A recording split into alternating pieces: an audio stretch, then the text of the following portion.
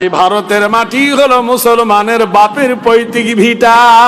যেদিন supreme court রায় দিল মুসলমান ভারত থেকে চলে যাবে, একজন উঠে বললেন, ইওর অনার, ফায়সালা করার আগে একটু ভাবুন মুসলমান স্বদেশী না বিদেশি। মুসলমান স্বদেশী না বিদেশি?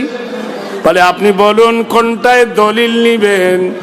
বেদের ভাষায় যদি শোনেন, অং স্বর্গদপি আদামা কল্যাং বসুমতি হেরি পদচ্যুতং আদামাং সরভিত নাম সর্বধিতে তিত্তস্ত নাম কদচ্যুতং সর্ব অত্যসায় সর্বনায় নিত্যিত নৈতিত্য হেরি কল্যাং শুভাকান্তি নবস্তুতে বসুমতি বয়। তোমার বেদ বলে দিয়েছে এই পৃথিবীর প্রথম যিনি মানুষ তার নাম হলো আদম, লাইসেন্স প্রাপ্ত মহামানব, জান্নাতে থাকা মানুষ। সেই আদমকে আল্লাহ জমিনে নামিয়ে দিলেন ভারতের মাটিতে। এই আদমের মাটি হলো ভারত। প্রথম যার পা ছুঁলো ভারতে। আর মুসলমান সেই আদমের বেটা, ওয়ালা কাদ কাররামনা বানি আদম। মুসলমানেরা হলো আদমের বেটা। তাহলে ভারতের মাটি হলো মুসলমানের বাপের পৈতৃক ভিটা।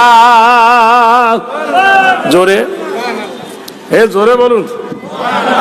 এটা আমাদের কেনা সম্পত্তি নয়, বাপের সম্পত্তি। তা বাপের জমি বেটা পাবে কিনা? যদি আপনি দলিল না মানেন তাহলে আপনি আসুন থিওরি মানুন না প্র্যাকটিক্যাল মানুন। বলুন বলুন তো, বাংলাদেশ থেকে এলো জ্যোতি বসু, ইন্ডিয়া এসে হলো স্বদেশী। বুদ্ধ বাবু বাংলাদেশ থেকে এসে ইন্ডিয়া হলো স্বদেশী। প্রণব মুখার্জি বাংলাদেশ থেকে ইন্ডিয়া এসে হলো স্বদেশী। সোনিয়া গান্ধী ইটালি থেকে এসে স্বদেশী। অধীর রঞ্জন চৌধুরী বাংলাদেশ থেকে এসে ভারতে হলো স্বদেশী।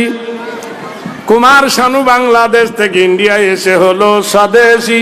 মিঠুন চক্রবর্তী বাংলাদেশ থেকে ইন্ডিয়া এসে স্বদেশী। আদবানি পাকিস্তান থেকে এসে ভারতে হলো স্বদেশী। সোনিয়া গান্ধী ইটালি থেকে ভারতে এসে হলো স্বদেশী। আর আমরা ভারতে জন্ম নিয়ে আমরা নাকি বিদেশি।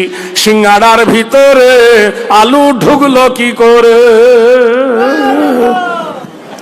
সিঙ্গাড়া কত সুন্দর দেখতে, এর ভিতরে কি আছে? যারা বলো না রে দেখবে।